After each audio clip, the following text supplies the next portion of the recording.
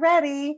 Well, welcome to our 2020 recovery series, our executive briefings. We're very excited that you've joined us today. Those who have joined us and those who are listening to the recording. We are going to talk today about human resources leadership, and what you need to do to really be a hero during this time. Typically, my friend and coworker Erin Dugan joins us, but her family is not feeling well this week. It's not COVID, thank goodness, but she will join us again at our next briefing. So all you get is me today, Kathleen Quinn Votaw, who founder and CEO of TalenTrust. I have two companies, TalenTrust and KQV Speaks, and I get to tell you my bio by myself today, which is really interesting. So I started TalenTrust 17 years ago. Great company. I have 20 people who follow me into uncertainty every day. Our firm really focuses on recruitment and building great cultures. We work with companies throughout the United States. I have had the pleasure of working with thousands of companies, literally thousands of companies throughout the country, from John Hancock to Lotus to Biogen to Great West Life here, DCP Midstream. It's been just a wonderful journey. I'm very humbled by the work that I do. Many people have given me some accolades, and I'm here to tell you it's not me, it's about them. My team actually makes me who I am. My team is they're the people who actually help me be the inspiration I am to some people, and also the resource I am to some people throughout the country. So hopefully you'll take time to meet some of them along the way. As we chat this morning, I want to remind you, you can find me on LinkedIn at the bottom of the screen.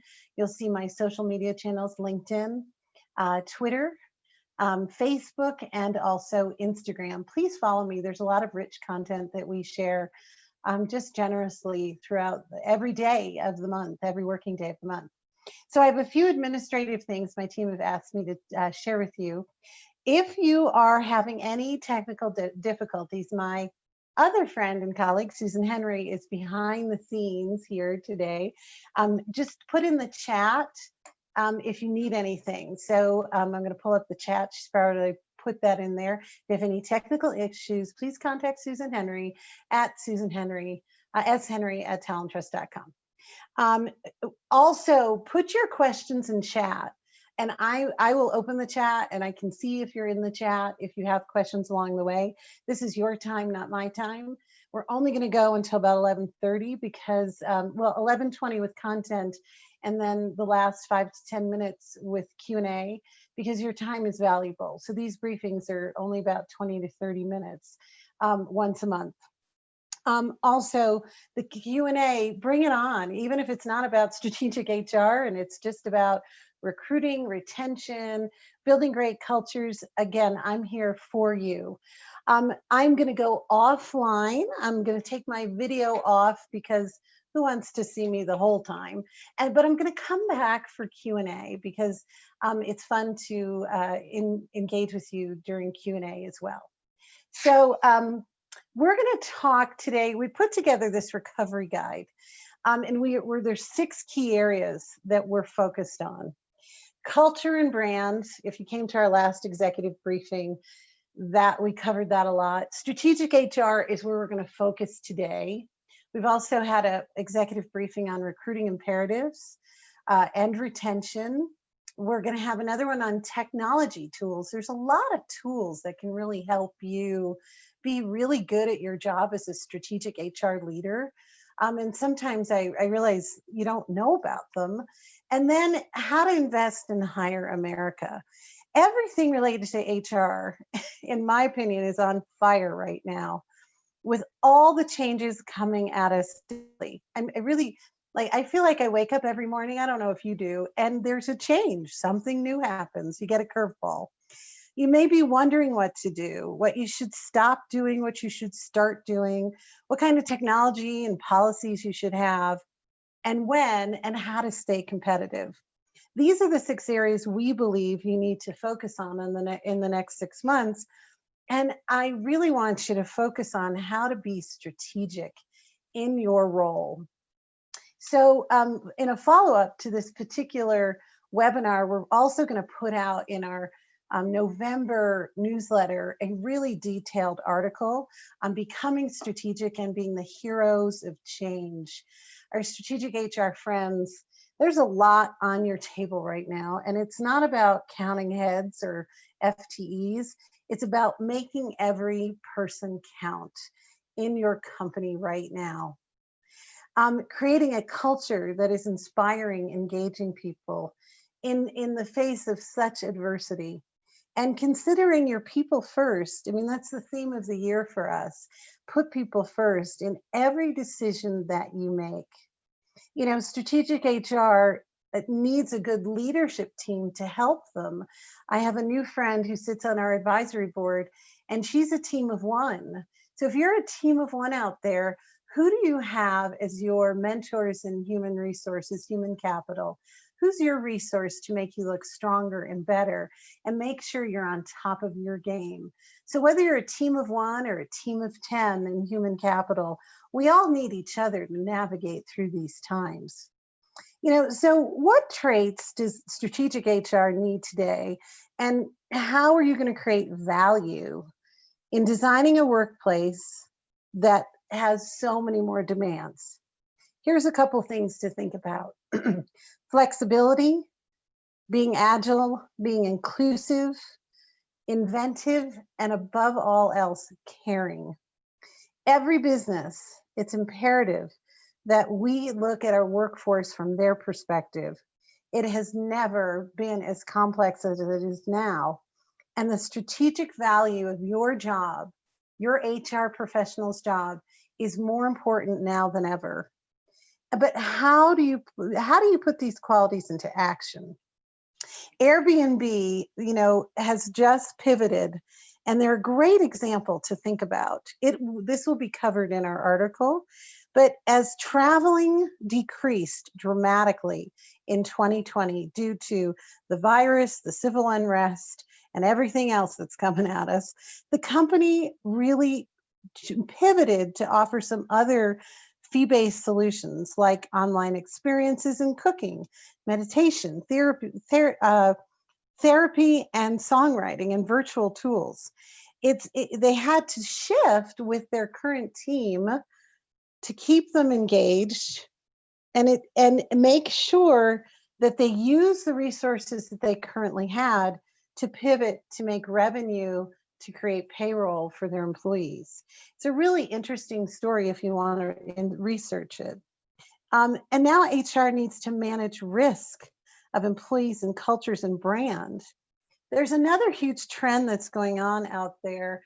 And if you haven't talked to your employees about it, this pivot from work, this work from home pivot, people have been moving in the middle of the night and not telling their employers that they've moved. So work from home, we'll talk about in a little bit. I want you to write down, if you get nothing else out of this as a strategic HR leader or leader in general, ask your team that you've just pivoted to work from home, where are you living now? Because that adds a whole nother opportunity that of challenges that HR and business leaders have to attack. So let's talk a little bit about flexibility. We need to create flexibility. Obviously, we moved from on-site to remote working. Every employee experience needs to be tailored to how they're entering your company, with quicker, easier technology choices, where to work, free or low cost meals or snacks, or sending them food from home. Performance metrics need to change, and incentive packages need to change. We need to look at all of that based on what people are doing, how they're performing, where they're working, how they're working, and what results they're getting. So for example, if you've got salespeople who aren't meeting their quota right now, how are you flexing your incentive programs? How are you addressing that? Agility is another thing I want to talk about. It's really, we need to look at digital and allow to adapt to, dispersed workforces and shifting policies and procedures. Let's face it, you have to make different decisions every day. So, from flexibility and agility, you have to ask your employees to be flexible and agile too, as you make decisions in a moment's time. Inclusivity is a big one right now. We all know it as human capital leaders, but good intentions are no longer enough. So, in recruitment from a human resources capital, the pipeline that you build will be really important for the diversity and inclusion and equity of your candidate population. Now is the time to really embrace the concept of building a pipeline, a bench of people who you can hire from. Because some of the reasons we don't have diverse candidates in our pipeline is because it takes time to develop diversity in the pipeline. It's a simple supply and demand issue. If you don't put time to it and build relationships with diverse sources, diverse colleges, go where the inventory is, put together training and mentoring for people who are diverse, you're not going to have them there for you when you want to hire them. That is a really important point right now. Make time for inclusivity, but make sure you make it a priority in your pipelining. Also, invention, I call it innovation. Your people are really smart. The people that you work for you are smart. Let them help you with innovating what work needs to look like in the next 90 days, the next 6 months, the next 12 months, because I guarantee you it's going to look different in each iteration. They know what they need.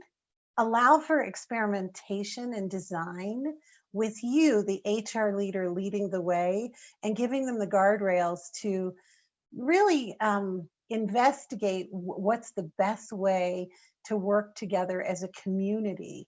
You can build community whether people are remote or in person, but let your employees help you. They have some of the answers.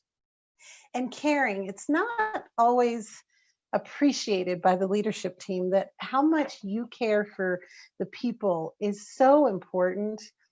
I can't tell you how important it is right now from my team to me, how much I care about their families, their health, their wealth, and what they're doing.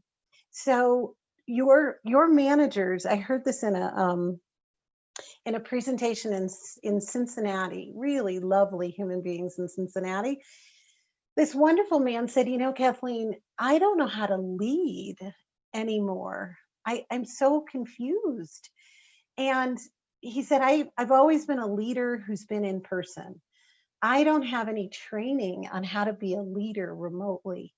So as you think about your HR initiatives for 2021, don't forget to train your leaders on how to manage people who might be working from home or working remotely, because they don't necessarily know how to do it. So let's make sure we have some training for them and have those opportunities for people to say they don't know how to lead. And working from home is challenging. We have two communities, right? What are the strategies as an HR leader to manage remote and on-site workers? I mean, this is really where the rubber meets the road, right? We have to make sure that we implement new work guidelines, and don't be afraid to update them monthly, because it's changing, and it's okay that you change them in real time, because things are changing. I just was talking to a colleague this morning. Every time I get on a plane to travel, I really have to research it every single week, almost every single day. That's the rate of change in our work environment. So implement new guidelines for remote workers and on-site workers. Over communicate, over communicate, over communicate. You as the human capital leader could have a YouTube channel. Your company certainly could have a YouTube channel. And just in a minute video, say, I know there's a lot of questions. Here's the things we're dealing with. Here's the things we're looking at. We don't have all the answers.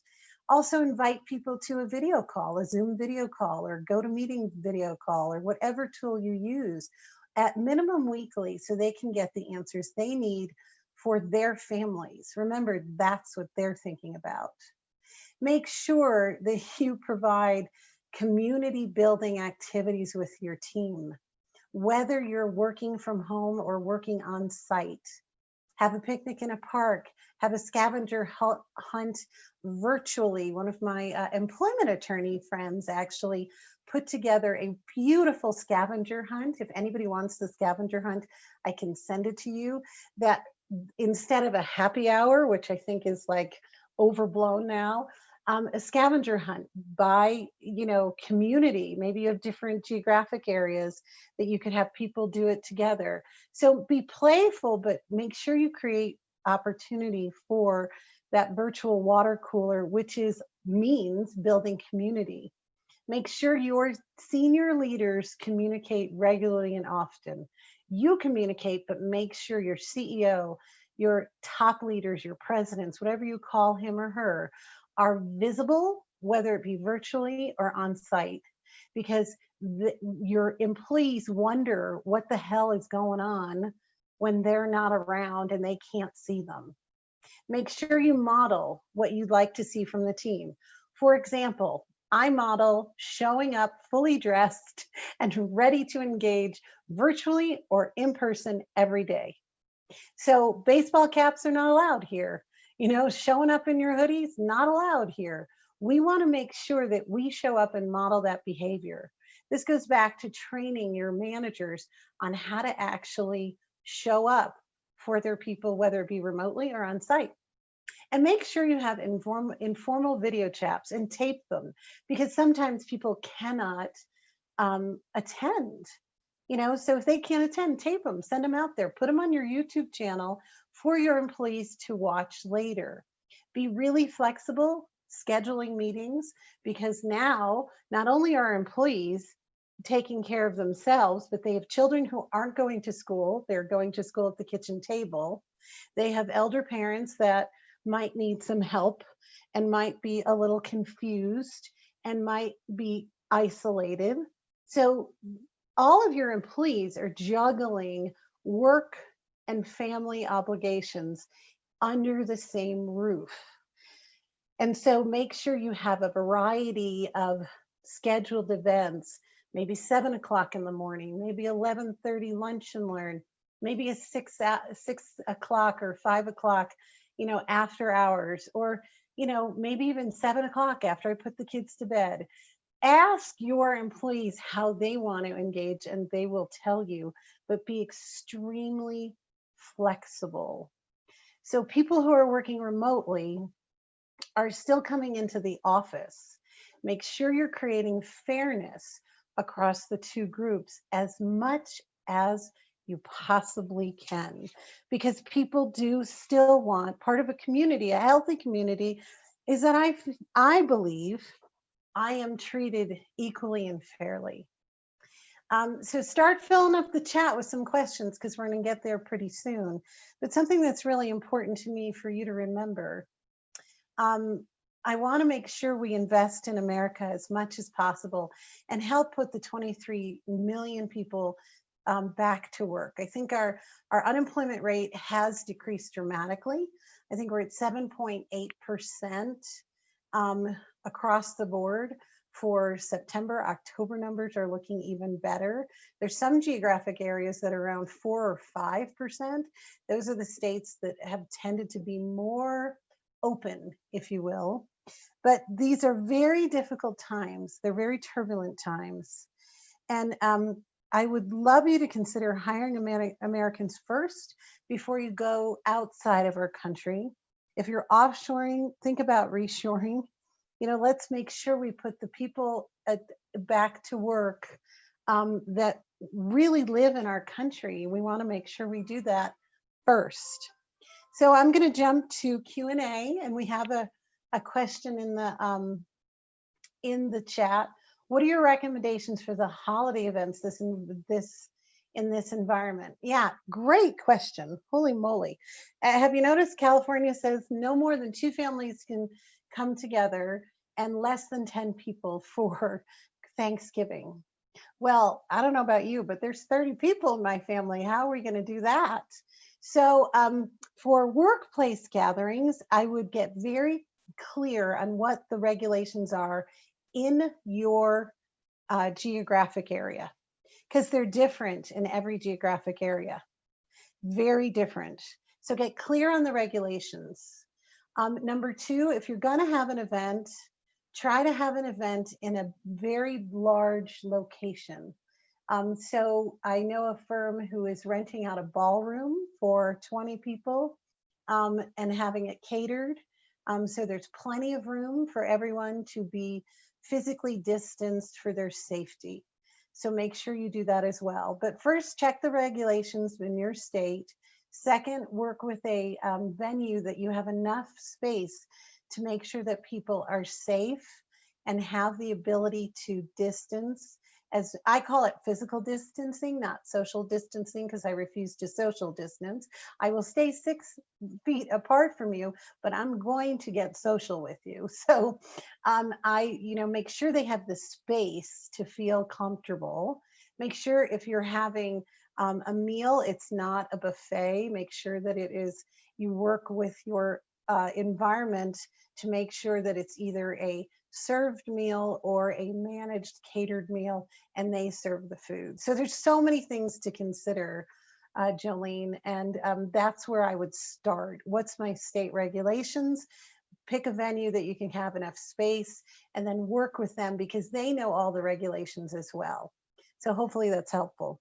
We had some questions before we jumped on the call, and this is from somebody I spoke with who's on the call, who sometimes doesn't get the support from their leadership to do the things that she needs to do to create a culture of flexibility, agility, innovation, and caring. She says, what if my leadership team doesn't understand these initiatives and doesn't let me implement these important things that you're talking about? Well, here's my answer to that. They hired you to do a job. Take the reins. Don't ask permission. Take the lead. You are responsible for the human capital of your company. If you're the leader, if you're HR director, CHRO, VP of culture, you've got the ball. So what leaders want is for you to take the ball and not ask permission. None of these things that we're talking about are anything that would hurt their business. It would just help their business be more successful and actually make more money and retain people. So there would also, if you think you have to ask permission, I wonder if your leadership is waiting for you to take the lead. So take the lead, take the initiative, don't ask for permission. The second question I got before this is, what's the step one in transparency? How do we open up our company to be transparent with one another? The first thing is to make sure you come together regularly and often to talk about their worst fears, because that kind of transparency can help you understand what they're thinking about. Think of your employees as your internal customers. Don't you want to know what their pain points are, just like we do with our customers? So the first step is really asking where the pain points is. And the last question is, what other resources can I read or look at to get better as a human capital leader? Well, I'm a human capital leader. I run a company as a CEO. I talk about human capital. And let me tell you the things I read regularly and often. I read Burson. Josh Burson is a guru, subject matter guru on culture and talent acquisition. It's Bersin. He used to work for Deloitte & Touche. She's a great resource. Brene Brown is a really great resource when it comes to building an environment that cares about each other and that transparency. And last but not least, I read the Harvard Business Review all the time. There's a great article that came out August 4th that's entitled, How HR Leaders Can Adapt to uncertain times. So I think those are three really good resources to help you be better and more effective in your role. Um, we're going to close the meeting now, but please take the survey that'll pop up when you leave the meeting. We want to hear from you on what you want next from us, where you want us to go deeper. We have a lot more content to give to you freely, but make sure you take the survey. Hopefully this has been a good use of your time this morning. And take the survey and make sure you reach out to us with any of your human capital needs and also your recruiting needs. Happy Thanksgiving to all of you. I probably won't talk to you till after that. Blessings to your family, and have a wonderful rest of your week. Thanks for coming.